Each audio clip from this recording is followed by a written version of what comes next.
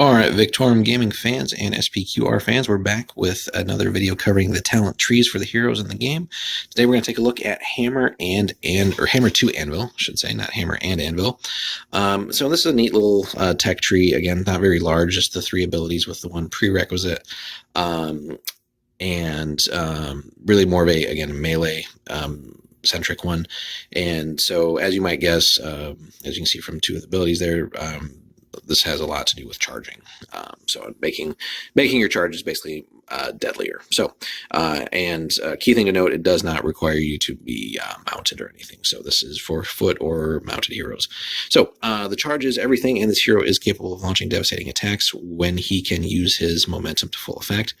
There are few who can survive the initial onslaught from this hero in battle. So, and for the most part, the whole tree is geared towards that. So Careless Charge, which, and I'll explain that in a minute here too, is really not necessarily all that careless. So it really just requires a melee action. So no stat requirement, which is always nice. So the hero and his unit charge forth with wild abandon and may double their move characteristic for a single melee action to reach an enemy unit. So again, normally that's only the stuff of like cavalry units, right? So being able to get that extra speed can certainly catch your opponents off guard. There is a downside to it. So however, the enemy unit being charged can perform an immediate and free shoot action against the hero and his unit. So yes, charging in against enemy ranged can be potentially an issue, but if the enemy doesn't have access to ranged weapons whatsoever, then this really isn't all that careless of a charge, and you're just basically benefiting from it by getting that extra move. So so definitely read that carefully and think of the uses there. So again, you probably don't necessarily want to charge against a large unit that still has like javelins, for example. That could be bad news for you. You don't want to take a whole lot of casualties on the way in, but again, if they have really weak, even really weak or not so many ranged weapons, like it's a small unit or something, and you have a large unit, by all means, you might take a few casualties, but you should, if you have a melee centric unit and maybe they do not, getting to grips with them and just cutting them to pieces is going to be worth the sacrifice of maybe losing a few models. But again, if they have no range whatsoever, really you should just call this like awesome charge, because that's what it is, and that is your prerequisite ability. So it's very nice again that it doesn't have a stat requirement. We'll take a look at Blood Drunk first, just because it's on the same page and it's sort of a quite lengthy description here. Now this is a passive ability, so it's very cool. So having that always on, and there's some benefits and downsides to this one though. So Blood Drunk. So if the hero loses a wound or is in line of sight to a friendly hero who is removed as a casualty, he enters a terrible berserk fury that allows him to unleash his full madness upon the battlefield. A Blood Drunk hero doubles his melee dice and gains a bonus wound for the duration of the battle. However, and big however here, he may not use a parry under any circumstances and may only perform melee and move actions, which must move him close as possible to the nearest enemy. So very cool. Basically, you can power up your hero into kind of like a crazy berserker, and basically just turning kind of like a roving death machine here. So doubling your melee dice, you do the math on that, is certainly crazy and awesome. And then having that extra wound basically for your kind of like Blood Drunk Fury, even better, right? The downside again is parry. So if your hero is gonna be exposed to possibly a lot of ranged all of a sudden, or you might find himself getting too close to an enemy that he really, even with his doubled melee dice, can't necessarily take on.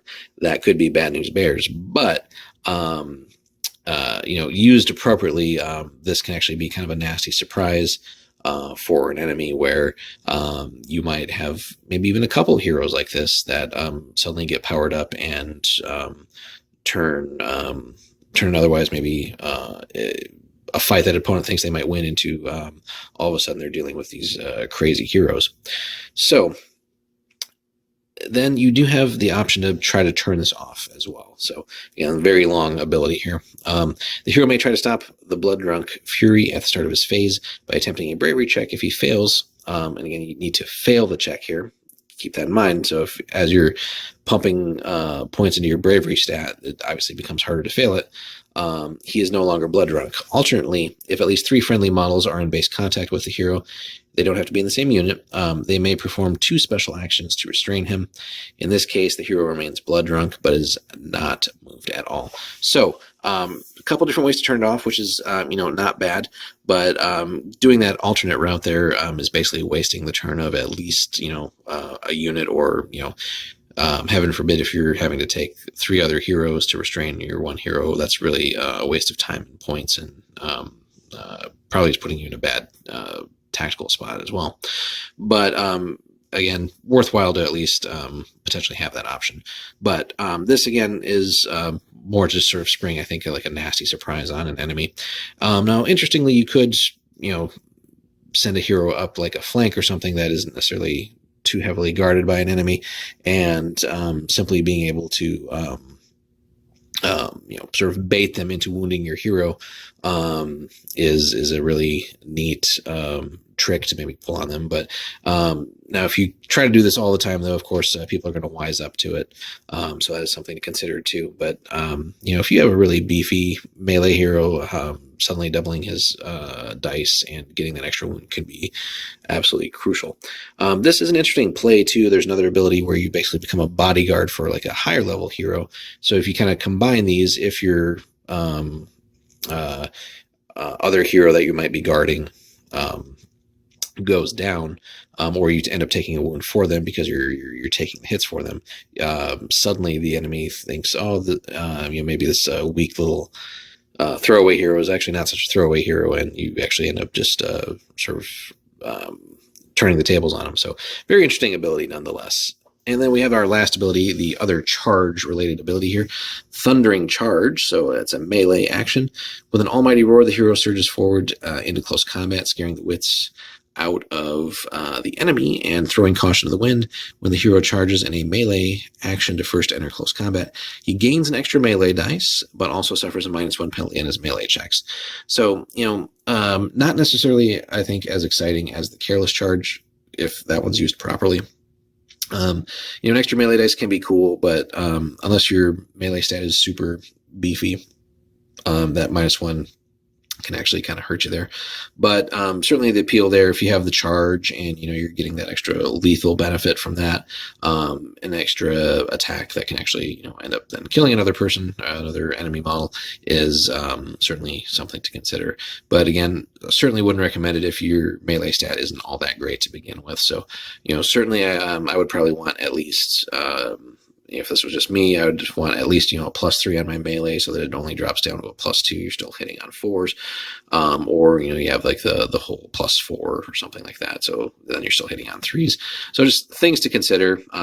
There's trade-offs with pretty much all 3 of these abilities in this tree. So not necessarily like, and none of these are necessarily like a surefire thing. So these all definitely require some careful consideration on when to use and how to use. Honestly, if you don't want to go all in on this tech tree, honestly, that first ability is really not bad. Again, if used properly. So, and especially, it doesn't say necessarily cavalry or infantry here, but certainly is a little bit more exciting here. Potentially for an infantry unit to basically double their move and get across the board quicker, at the risk of potentially eating some missile fire along the way in. But again, can catch an opponent off guard if they think that they're at a safe distance. So definitely something to consider there. So that has been the Hammer to Anvil tech tree. If you guys enjoyed this video, hit us with a like and a subscribe if you haven't already, and then stay tuned for more videos.